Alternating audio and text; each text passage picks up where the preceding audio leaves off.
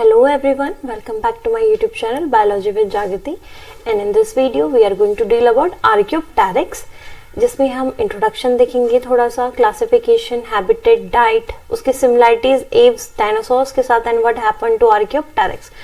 And ये जो भी वीडियोस मैं अपलोड करती हूँ मेरे यूट्यूब चैनल पर, उसके जितने भी आपके नोट्स हैं जिनके थ्रू मैं आपको पढ़ा रही हूँ, वो नोट्स आपको मेरे टेलीग्राम चैनल पे इजीली अवेलेबल है, आप वहाँ पे जा करके उसे डाउनलोड कर सकते हैं।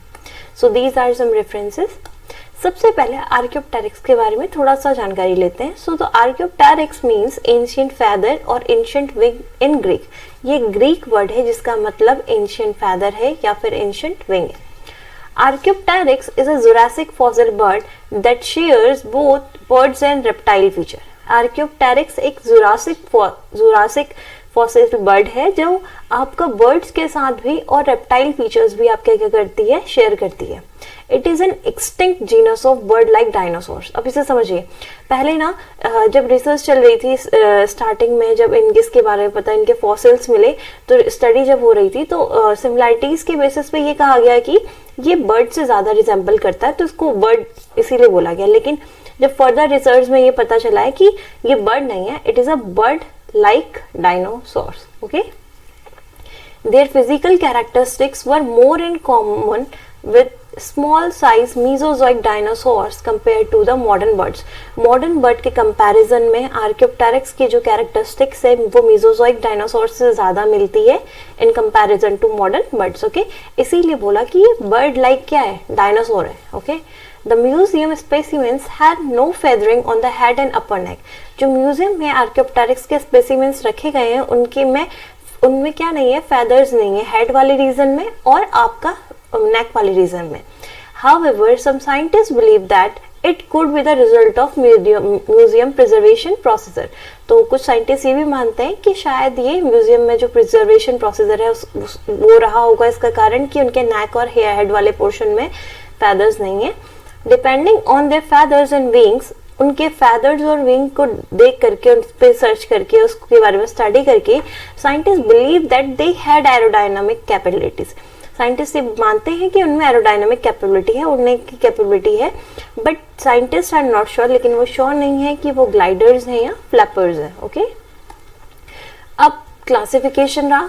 देखिए, जब आर्कियोप्टेरिक्स स्टार्टिंग में आर्कियोप्टेरिक्स का फॉसिल मिला ना, पूरा नहीं मिला, सिर्फ सबसे पहले जो मिला था वो एक फेदर मिला था। ओके, फिर उसके लगभग आई थिंक अराउंड 1 ईयर एक बाद उसके मिला है आपका कुछ इस तरीके का आपका फॉसिल मिला है आर्कियोप्टेरिक्स का, उसमें भी हेड वाला पोर्शन नहीं था, पूरा intact.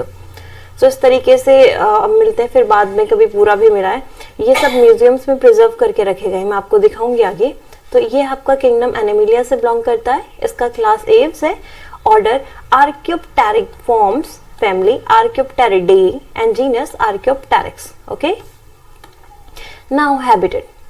They are founded by researchers mainly in the areas where no evidence of last tree. ये इनके fossils देखिए, ये extinct है, राइट? इसके fossils जो मिले हैं वो ऐसी जगहों से मिले हैं जहाँ पे बड़े पेड़ नहीं देखे गए हैं। इसके जितने भी fossils मिले हैं वो ऐसी ही एरिया से मिले हैं जहाँ पे बड़े पेड़ है ही नहीं। तो it was likely to be a flightless bird, इसीलिए कहा गया कि शायद ये उड़ना उतना प्रेफर नहीं करते। Okay, by judging it skeleton, इसके स्केलेटन को जज करके देखा गया कि it is well adapted to life on the ground. इसके स्केलेटन को जब जजिंग करी गई उसकी, तो ये साइंटिस्ट का ये कहना है कि ये आर्कियोप्टेरिक्स आपका जो टेरेस्ट्रियल फॉर्म है, जो ग्राउंड है, उससे ज्यादा वेल अडेप्टेड है उसकी लाइफ के लिए। Their claws also suggest that they do not climb that often, और इनके जो क्लॉज हैं वो ये भी, इनके क्लॉज इस तरीके से हैं कि पता चलता है कि वो उतना ज्यादा क्लाइंब नहीं करते होंगे पेड़ों पे। Their flight may be in relation to escape और हंटिंग बिहेवियर। तो जो फ्लाइट बिहेवियर है, क्योंकि इससे पहले वाले में पढ़ा कि साइंटिस्ट ने उसके विंग्स को स्टडी करके ये कहा कि हाँ, उनमें एरोडायनेमिक एबिलिटीज हैं, तो वो इन जनरल उस फ्लाइट का इस्तेमाल नहीं करते। ऐसा माना गया कि शायद वो अपने हंटिंग के दौरान या फिर अगर वो एस्केप कर रहे हैं उसके दौरान उन्होंने अपना जो फ्लाइट है उसको यूज करा होगा।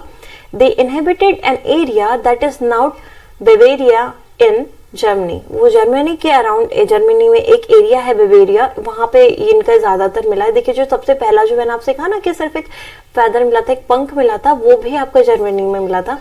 During this time Europe was closer to the equator than it today. और इस टाइम पे कौन सा, ये आपका जिस टाइम पे क्या है आपके आर्कियोप्टेरिक्स है, इस टाइम पे जो यूरोप था वो इक्वेटर के ज्यादा पास था। तो it has dry and warm climate, उसका क्लाइमेट पता लगा जा सकता है, तो ड्राई और वार्म का क्लाइमेट रहा होगा। तो आप समझिए वो एक ऐसी जगह पे जहाँ पे ड्राई और वार्म क्लाइमेट है और जहाँ पे बड़े पेड़ नहीं है, वो लैंड से ज्यादा अडप्टेड है, और लैंड के जो आपका वहाँ पे अपनी उनकी लैंड की लाइफ के लिए ज्यादा अडप्टेड है। ओके, चलिए आगे देखते हैं इनका डाइट। तो इनके डाइट के बारे में कुछ खास इतना पता नहीं है, लेकिन उनके शार्प और स्मॉल टीथ देख के ये अंदाज लगाते हैं कि शायद ये कार्निवोर रहे होंगे। और इट में हैव स्मॉल, वो छोटे रेप्टाइल्स, एम्फीबियंस, मैमल्स, इनको इंसेक्ट्स, इनको पे क्या करते होंगे, फीड करते होंगे। देखिए ये है आर्कियोप्टेरिक्स का एक इमेज। तो archaeopteryx live around 151 millions to 149 millions year ago. इतना इस टाइम पे पाए गए during the age of last stage of jurassic era. Jurassic era के लास्ट स्टेज में ये मिले हैं। आर्कियोप्टेरिक्स का मीन होता है एंशिएंट विंग। इनका लेंथ आप देख सकते हैं कितना, 20 इंचेस 50 सेंटीमीटर तक। ओके, आपका 0.8 से 1 किलोग्राम तक इनका है। और आपका वेट और इनकी diet, lizards, frogs, beetles, dragon flies, mites, तो इन चीजों पे क्या करते हैं, ये फीड करते हैं। आप देख रहे हैं छोटे छोटे दांत दिखाए गए हैं यहाँ पे। तो it had jawed with sharp teeth, 3 fingers with claws. इनके क्लॉज में कितने फिंगर्स हैं, 1 2 3। And hyperextensible second toes known as killing claws. और ये जो आपका पीछे वाला है, ये टॉज क्या है, ये से किलिंग क्लॉज कहते हैं। Archaeopteryx was most notable for its well developed asymmetrical flightless behavior। इसके जो आपके ये हैं, आपके विंग्स हैं, दीज आर एसिमेट्रिकल, और ए फ्लाइट फेदर्स है। अभी तो कुछ ना इनके कलर्स पे भी चल रहा है, काफी मैंने अलग अलग साइट्स में देखा है। कहीं पे ऐसा बोला था कि जिनका जो कलर है, शायद इनके फेदर्स का कलर वो ब्लैक रहा होगा स्टार्टिंग में, लेकिन अब पूरा अंदाजा लगाना ऐसा पॉसिबल नहीं है अभी कि ये पूरी ही ब्लैक थी। हालांकि क्योंकि कुछ ऐसा कहते हैं कि ब्लैक व्हाइट उनका फेदर का कलर था और टिप ब्लैक थी, तो इनके जो प्लमेज है उसको लेकर भी अभी लेकर के कुछ स्टडीज चल रही हैं। Okay, it was believe that Archaeopteryx did not spend time in trees. और ये माना गया है कि ये बिलीव है कि आपका आर्कियोप्टेरिक्स अपना टाइम पेड़ पे नहीं बिताते होंगे।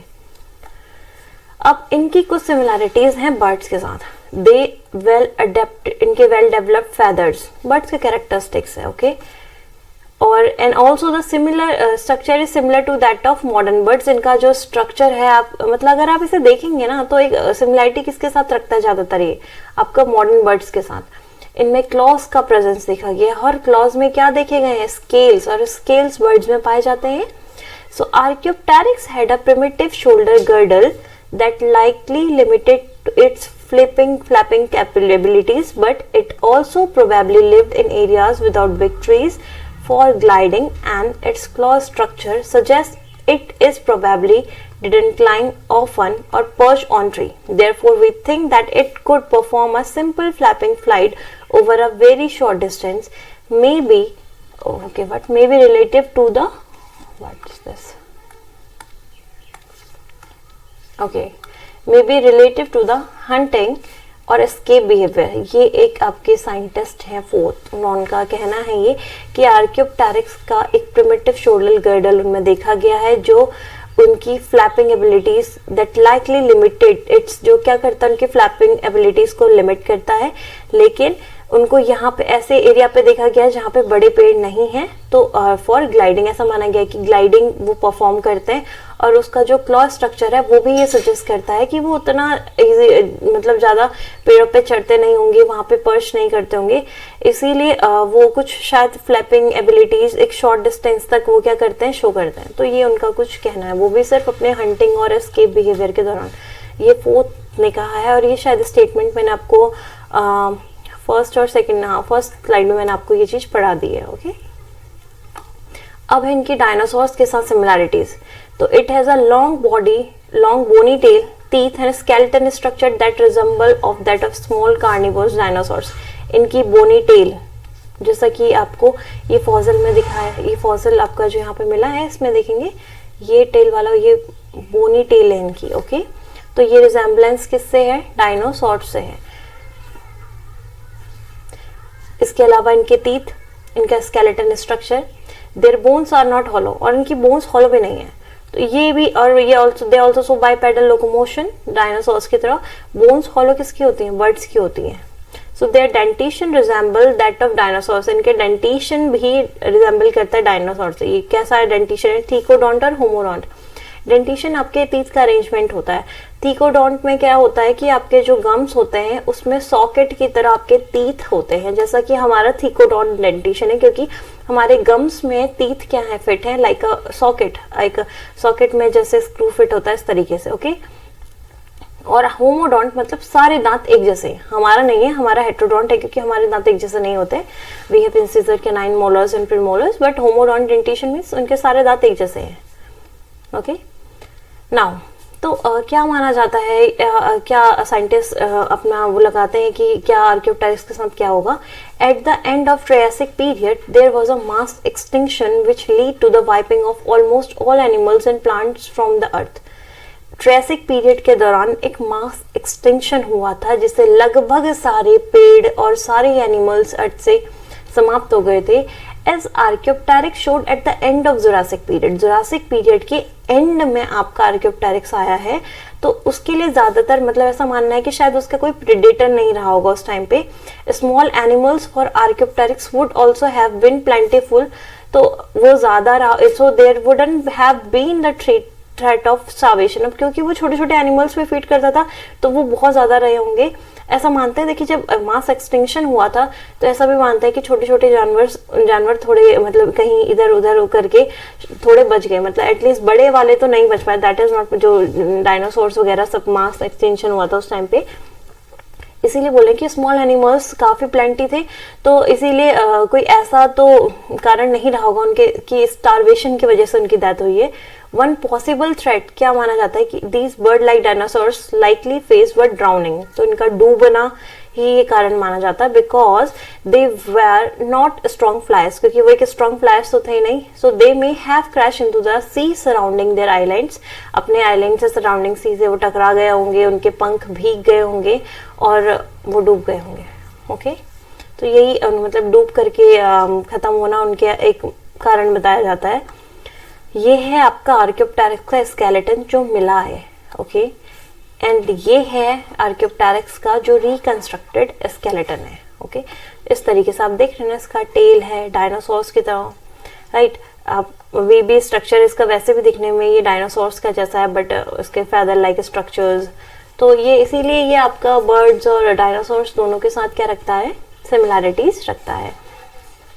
बाकी अगर आपको फर्दर इस पे कुछ इन्फॉर्मेशन चाहिए तो देखिए उतना डिटेलिंग अवेलेबल नहीं है, बहुत एग्जैक्ट इन्फॉर्मेशन, क्योंकि अभी भी चल रही है, मैंने आपको भी कहा कि इसके कलर पे भी चल रहा है अभी, तो आप ये साइट्स को जा करके विजिट कर सकते हैं। तो इन साइट्स पे अच्छा कंटेंट दिया है, काफी अच्छे तरीके से समझाया गया, आपको वहां से और क्लियर हो सकती हैं ये चीजें। तो बाकी आप मुझे जरूर बताएं कि आपको मेरा वीडियो कैसा लगा। कमेंट सेक्शन में कमेंट करिए, अपने फ्रेंड्स के साथ वीडियो को शेयर करिए, एंड आप नोट्स टेलीग्राम चैनल से ले सकते हैं। बाकी थैंक यू।